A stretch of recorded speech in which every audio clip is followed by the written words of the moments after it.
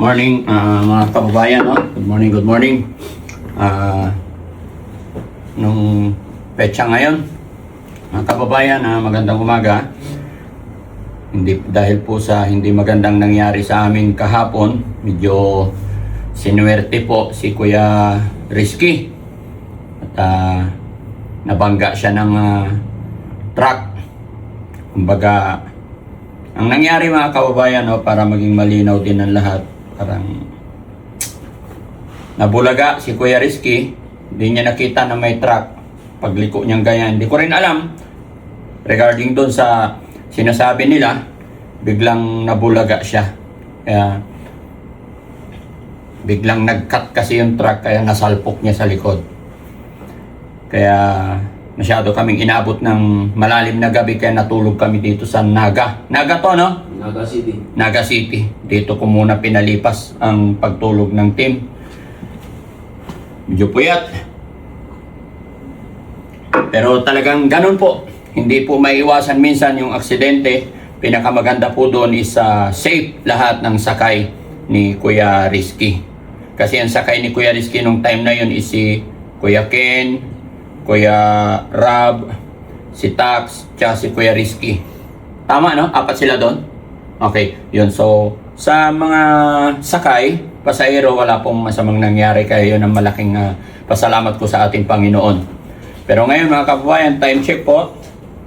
Nag-in kasi kami dito ng 12 midnight. And then nagsabi ako na alas 5 aalis kami. So, thanks to God. Ready na kami. Pupuntahan ko yung kabilang room. Kung ano nang lagay nila, nakaligo na ba sila? Tara, tignan natin sila doon. Okay.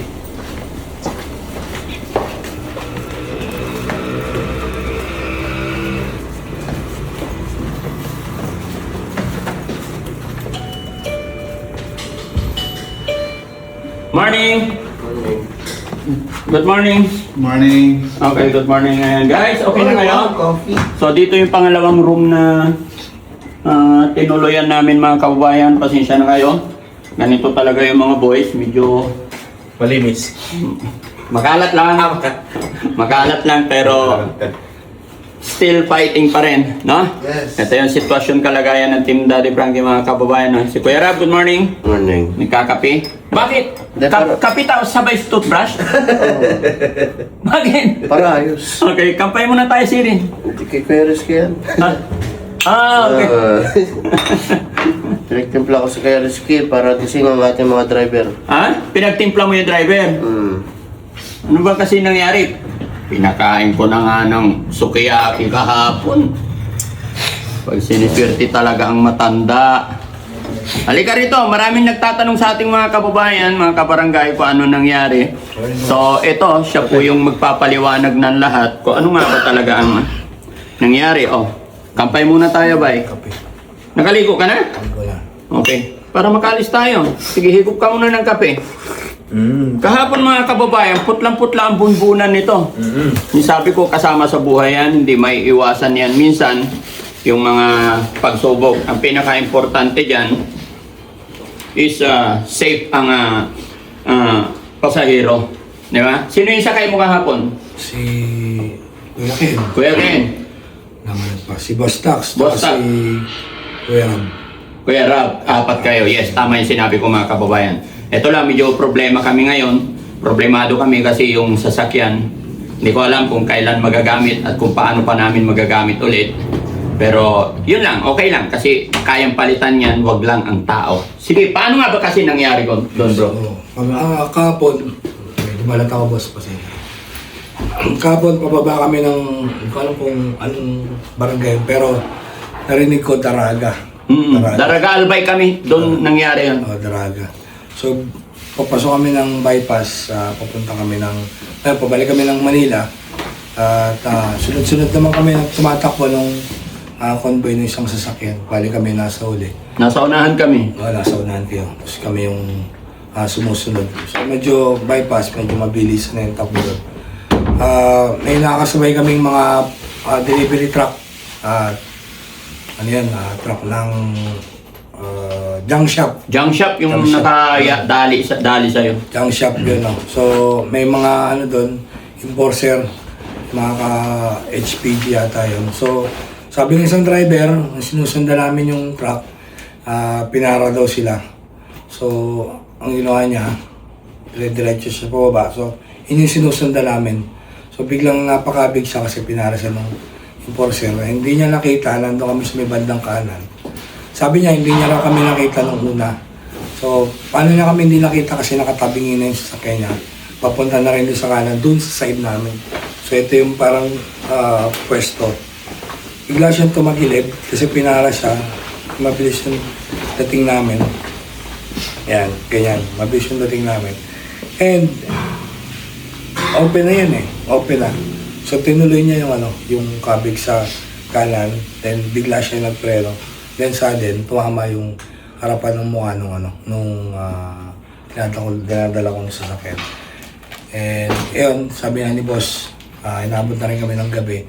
Kasi nag-process pa kami ng police. Yes, 12 midnight kami natapos regarding po sa police report para sa mga kaukulang papeles kung saan man natin dadalhin sa sasakyan. But I think mga kababayan, hindi talaga basta-basta magagamit agad. Ilang buwan bago maayos yon. So, okay lang yon gaya ng aking sinabi, importante, ligtas yung ating mga kasamahan. Sa mga nag-aalala dyan, huwag po kayong mag-alala. At syempre, pasalamat din kami sa sabi rin ng driver ng truck, wala talagang, which is true, na wala namang may gusto ng aksidente. No? Kaya pasalamat din kami kasi hindi kagaya ng ibang nagkakabanggaan or nagkakaroon ng abereyang ganun is nagkakaroon ng komosyon, pagtatalo, which is ang ginawa natin is kalma lang tayo. Kasi nangyari na yan, wala tayong dapat sisihin kasi walang may gusto. At nakipag-ugnayan naman sila, nakipag-usap naman sila. Shoutout po sa inyo, sir, sa may-ari ng truck na hindi man sila nakarating kasi nasa Maynila daw sila. Nakipag-usap lang yung kanyang driver with the through phone, yung naging arrangement na hindi naman daw nila kami pababayaan. Sana nga po, sir, ma'am, sa may-ari ng truck, aasahan namin ang inyong kooperasyon kahit na nasa Makati na kami, no? Okay, get ready guys. So yun lang muna mga kababayan, mga kabarangay. Pagkapihin muna natin to. Okay, sir. Ayan, kape. Mainit. Bakit suot-suot mo kayo? Naligo. Naligo ka na? Sinsya na kayo mga kababayan. 63 na to eh. Agay. 50 lang, 50. 50? Ay, tumawad ka ng 10 years Sige na, bihis ka na. Hindi pa nakabihis si Kuya Rob. Okay na. Okay na, let's go, bababa tayo. Okay? Tara mga kababayan. Si Kuya, Kuya Risky, Jesse. Si Kuya Jesse. Kuya Jesse, ginagawa mo dyan, ang kababayan, yung isa nating driver, kumustahin din natin. Hindi ko yung parang kape, di mo umiinit. Ha? Teka lang. Tignan yung problema niya mga kababayan. Kaya pala nawala ka. Hinihintay mo, gusto mo pa initin. Oo. Bakit kasi? Ito lang yun, oh. Tika lang, tama ba yung kape ko? Oo, ayan. Tapos, stop pindutin mo, start. Okay. Oo. Wala. Hindi mo naman ini-start eh. Pero, sana, bago mo ilagay dyan, haluin mo muna. Pinainit mo muna sana. Anak ng kulukoy ka. Hindi ko alam, malamig. Ay, malamig eh. Tapos, sus, dapat nagpakulo ka muna bago mo. Ano ilagay? Oo, Ay, naku. Sus. Antay ako ng antay. Hindi mo man ini-start. Hindi naman to sasakyan. Hindi ko alam. Ayan na, okay na. Okay. Ay naku, kaya pala ng kunot-kunot ang mukha niya mga kababayan. Ano ang problema? Binabantayan niya dyan. Hindi naman umikot, di mo ini-start. Paano lang iinit yan? Hindi ko alam eh. Ayun na. At least umiikot to. Ngayon alam mo na. Kakape na. Ito nakasulat. Halimbawa, mag-i-steam ka ng ito carrots nakalagay. So, andyan na yan. Mais, carrots, potato, kalabasa. Pindutin mo lang yan and then start. Hintayin mo lang matapos yung minutes niya. Di ba? Pag defrost naman, frozen naman, ito naman, meat. Pipindutin mo lang yun. Di ba? Ito, may mug. So, pindutin mo lang yung drawing na mug. Ibig sabihin, either choco, coffee, Milo. Ganon ang ibig sabihin ng drawing na mag. Kape. Oo, magkakape ka. Kagaya ng gusto mong mangyari ngayon, gusto mong magkape, pipindutin mo yung mag. Tapos ito, oh. Oh, Start. ito. Eh, wala. Start. Ayan o, start ang laki-laki, oh. S-T-E-R-T. Malabo na nga. Oh, tapos ito naman, pag kahit na nakalagay pa dyan ng 10 minutes, ang ano, pag nakikita mong nagmamadali ka, pwede mong stop, pause. Oh, may remaining balance pa siyang 8 seconds. Oh, yan. Oh, haluin mo na. Oh, Wala pa. oh. Ako yun. Pwede na yan. O sige, kampay tayo. Kape din sa wakas. Tagal kanina. Eh, ba't di ka kasi nagtatanong? Hindi ko alam.